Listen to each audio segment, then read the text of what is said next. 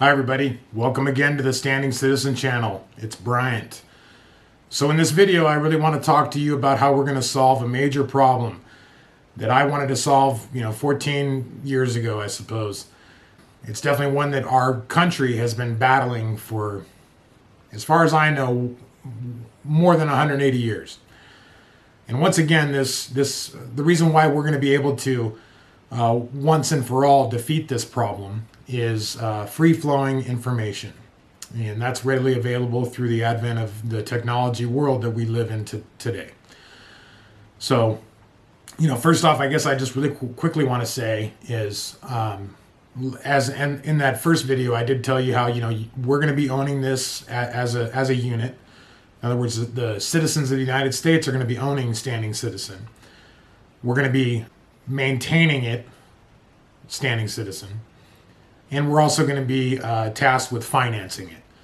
Now, this isn't the financing phase. I do have some fundraising ideas that I've come up with. I think you're really going to like them. I have taken a couple steps to make sure that things are kind of transferable to you once we get a lawyer on board or an attorney to make sure that we kind of do this in the best way possible. And I'm sure there's plenty of attorneys that are going to watch this video.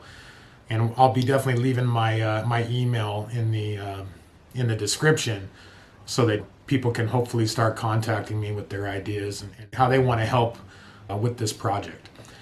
So, this problem that we've been dealing with for, well over 180 years is money in politics. And it doesn't take very long watching any sort of media outlet to determine what the majority of politicians feel about this. And you're going to get donate money here for this race, donate money here for that race. And that is a lot for a candidate at every level, local, state, federal, to have to deal with.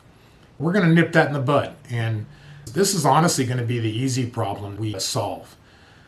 Now, as I explain this, I will tell you this from the get-go. This is going to, require a little bit of a cultural change. Cultural changes have gone on for forever. Sometimes they're good and sometimes they've probably been adverse.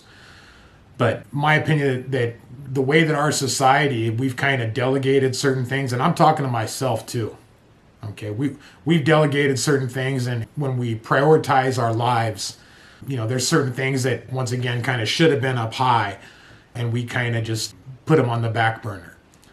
One of those things that we've put on the back burner is obviously our understanding of how government affects our lives and how there's certainly plenty of people out there that are wanting to do a great job for us. And there's also plenty of people that are still in office that haven't done a good job.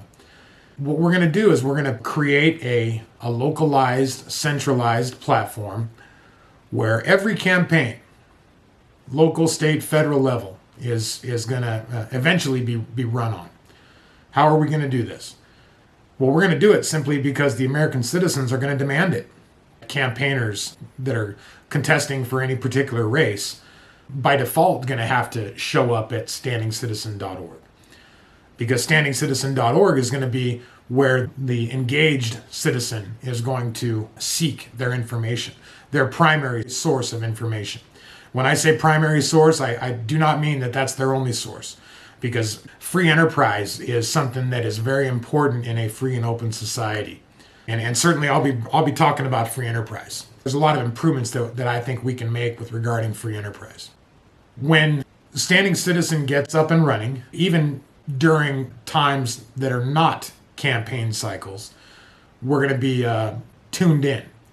We're going to be interested in how our government is performing.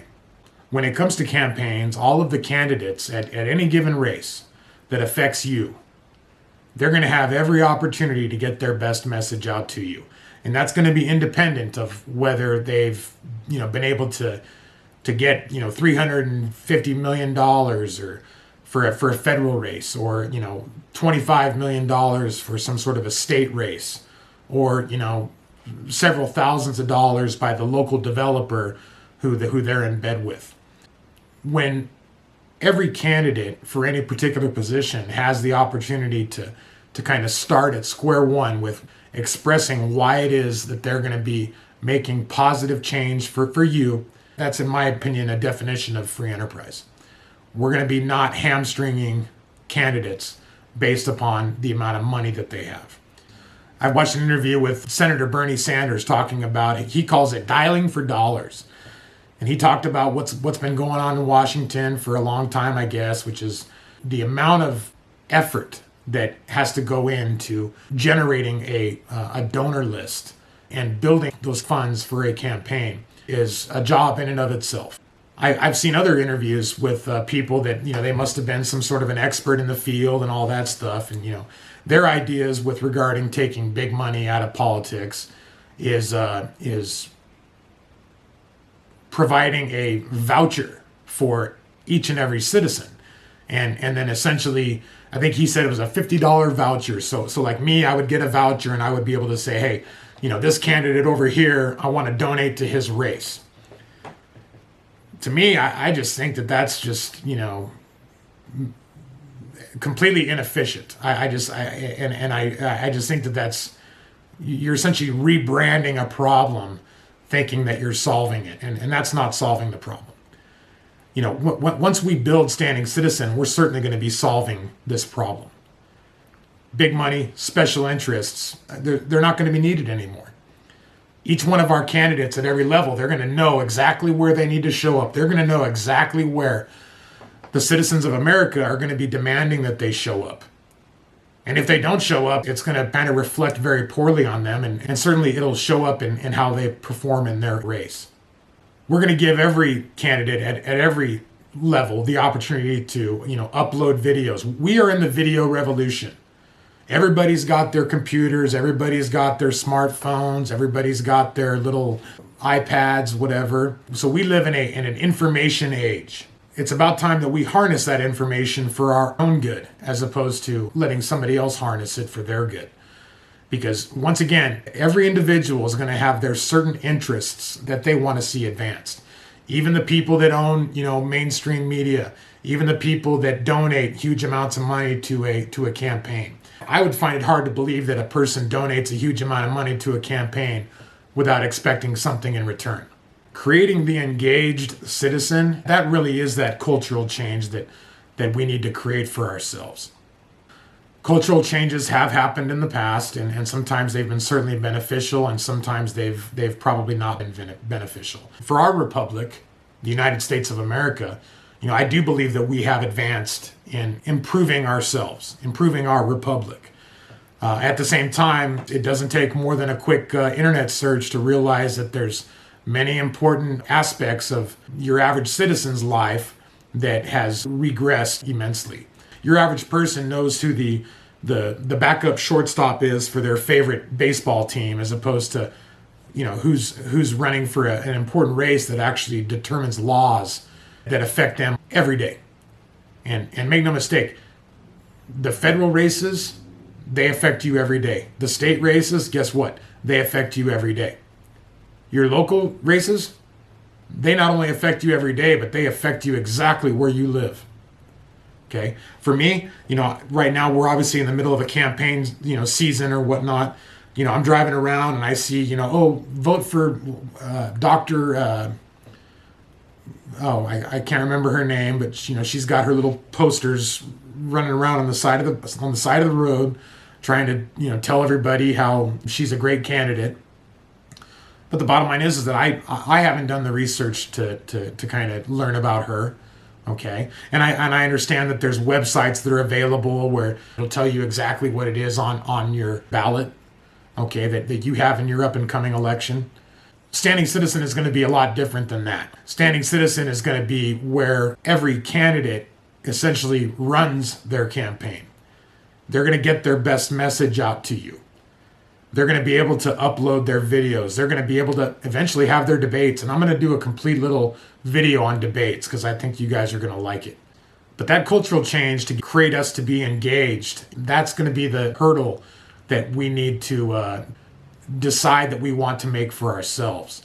Because without a doubt, the current attitude where, we've got 240 million potential voters in America, and yet only 120 million of them even find the reason to partake in the system, that's a big problem. Okay, and only we can solve that. And I understand, like in that first video, whatever, 2 months ago, I talked about how the reasons that people decide that they're not going to be partaking in the system, and certainly, a lot of them were, like I said, disheartening, but all in all, many of them were demonstrating how your average citizen, a lot of them kind of aren't interested in participating because they kind of think it's a joke, for lack of a better term. Once we create this system, it's not going to be a joke because we're going to be creating it for ourselves. We're going to be officiating it for ourselves. We're going to be the quote unquote monitors, okay, of it. We're going to be the stewards of it. By taking big money out of politics, we're going to get that fair starting line for every candidate. Once I have my standing citizen account built, I'm going to be able to very efficiently go there and learn about every candidate for every position. I'll be able to see what it is the people around me in my hometown feel like, the people that are maybe within my group feel like. When I say group, I mean the left to the right scale that we choose to gauge ourselves on. Okay, I'm going to learn about what their past performance has been. And we're going to learn about accountability. And I'm going to talk about accountability in another video, okay, because that's going to be an interesting one in and of itself. But all this information is going to be centralized. It's going to be easy for me to get a hold of. You're going to find, after we kind of get our kids back in school and all that stuff, a couple years down the road, where their civics teachers are going to have them log on to Standing Citizen and learn about the candidates. Your teachers are going to let them know, hey, this is a resource that wasn't available to our citizenry in the very recent past. We're going to, from the bottom up, create an engaged citizen. We're also going to be taking a huge amount of pressure off of our government. The amount of time, effort, money that we've spent, that our elected representatives have spent fighting about campaign finance reform, big money in politics, ridiculous. Okay, right now with free-flowing information and us kind of demanding it, guess what? Problem solved. We're going to be freeing up those elected officials to actually do what it is that they're hired to do. Not just make laws, but more or less represent us. Okay, because guess what? The more time that they're not representing us in a direct manner, okay, that means that your opportunity potential just right down. Okay. Like I said in that first video here, we need to put ourselves in a position where we create opportunities for people. Whether they decide to take advantage of them, hey, that's on them. Okay. But free enterprise, which is what Standing Citizen is going to bring to our campaigns. Free enterprise is healthy competition. Free enterprise, you're sure as heck going to see probably a couple videos on that, because we've fallen pretty far away from free enterprise. Free enterprise is probably something that we've never really had, because you're always going to have some person who's well funded, whether they're a business, industrialist, whether they're just got a corner on the local market for fruit sales, whatever it is. But the more that we can create competition, create competitive environments, you're going to see the middle class, guess what? It will not become a thing of the past, because every person wants to improve themselves. I would hope so, at least. And like I said, if they don't want to improve themselves, well, best of luck to them. I'll still be their friend. I'm not going to pay for their kitchen remodel, that's for sure. By creating Standing Citizen campaign location, you're going to have underfunded candidates that are able to get their message out in a simplistic and meaningful way. And they're going to know that every citizen is just going to take a finger tap on their device to learn about that candidate. You're not going to have incumbents that are just, well-financed, that just essentially dominate. You're always going to have big money players. And when I say that, for instance, media outlets, that type of thing. Well, guess what? Each one of those media outlet people, they have free speech as far as I'm concerned, just like I do. And of course, they're in a position where they're going to do everything that they can do to advance their interests. Okay, I'm not going to ever tell anybody that their rights aren't worth a damn, because that's in my opinion, that's un-American. But we're definitely going to kind of take that power away from them, whether they like it or not. You as an engaged citizen, of course, you're a free-thinking individual. Even though we've regressed in a lot of things, maybe IQ levels, that type of thing. You are capable 100% of making your own decisions. I'm not your big brother. You can stand on your own 2 feet. If you want to get your media or your news from any particular source, I'll fight for your right to do that. What you're going to find with standingcitizen.org is that we're going to be presenting that manner in a very unique way. When I say that, there's actually going to be checks and balances, much like the checks and balances that were initially kind of written into our Constitution, our original Constitution. I talked about those in one of those previous videos that was very poorly edited or whatever. I'm learning. I didn't expect for me to have to do this. But maybe I'm having a little bit of fun at the time, so whatever. So what we learned today is just how Standing Citizen is going to take the big money, special interests right out of politics. Because we're going to be creating a citizenry who literally has a resource that they build for themselves. And it's going to be the cool thing to do, the trendy thing to do. People are going to talk about it. Hey, I saw this on Standing Citizen. I saw that on Standing Citizen. Okay? Because once we get the majority of the people, or a good chunk of them, to kind of realize the value in it, the rest of them are just going to follow right in line. And they're going to learn how to think for themselves. I hope so. I really do. We're going to create an environment where any underfunded candidate has 100% the ability to get their message out to you in a crisp and clean manner. Those candidates are going to have the opportunity to kind of lock horns a little bit, which once again is healthy. You're going to be the deciding, because remember, you are the prize. Your vote is the prize. If you want to just vote on party lines your whole life, and that's how you're going to solve your problems, hey, I hope they work out for you. For me, I think that that's a setup. But that's just my opinion. The two-party system's been around a long time. I get it. It wasn't like that initially, but it didn't take long for it to because you're always going to have people kind of locking arms. We're all just human. We're all, team players. And so what we're going to do is identify who it is that is most like us or has mutual interests. And we're probably going to kind of, lock arms with them. Very similar to how human nature, if people that are street smart, they understand that, you've got people that are just hunters. You've got 20% of people that, actively demonstrate, sociopathic characteristics. And then you've got people that, if I'm a hunter and I see prey over here and I see another guy over here, I'll recognize immediately, oh, you're a hunter. Hey, you're a hunter? I'm a hunter too.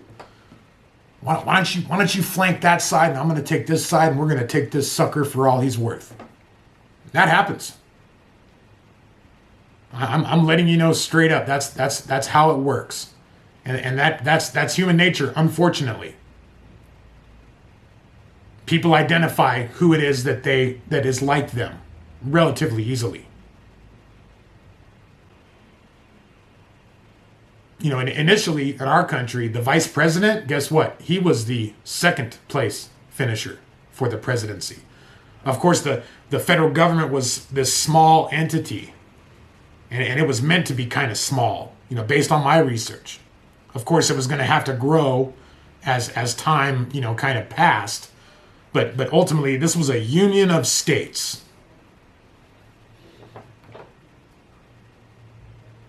The president of your state was very powerful. Not to say that they still are. I mean, we've got states that are, yeah, of course. Of course, the governor's still very powerful. Okay, so I hope I communicated to you what it is I wanted to do. We're going to have, a cultural change once we get this thing built. And really the big problem, the easy problem that we're going to solve is probably the big problem. Okay? And that's campaign finance reform, getting big money out of politics. Citizens United it was interesting how in 2010, Citizens United came through. It was a Supreme Court decision where a group had essentially sued the FEC, I believe, and because they said that their First Amendment rights were, ixnayed. And lower courts decided that the group, which was a quote-unquote business that was producing a movie about some candidate, didn't have the ability for free speech. Well, I mean, my take on that is real simple. So Citizens United upended all this campaign finance reform that had been done for a long time. At least it kind of, for the most part, kind of did. And there's politicians out there that absolutely hate the fact that Citizens United went through. My take on it is real simple. The 6 companies that control all of our mass media in this country now, they have free speech. They're going to once again do everything that they can do to advance their particular interests. Okay, so how is it that we can have these companies being able to have literally a stranglehold on their markets? Okay, how is it that we can have them essentially give them free reign, and that's some small company who wants to throw out a video prior to I believe it was primary election, be subject to being silenced? It just doesn't make sense to me. So I agree on the Supreme Court decision, but the Supreme Court, they essentially interpret the law. So that's as we unwind a lot of these things, as we essentially correct a lot of these systems that we've allowed to be put in place. We're gonna be bringing a lot of things back into style, and it's gonna be great. It's long overdue. Okay, so I'm gonna go ahead and shut this one down. Hopefully you got the message, and I'll be setting another video up shortly. Thank you. Bye.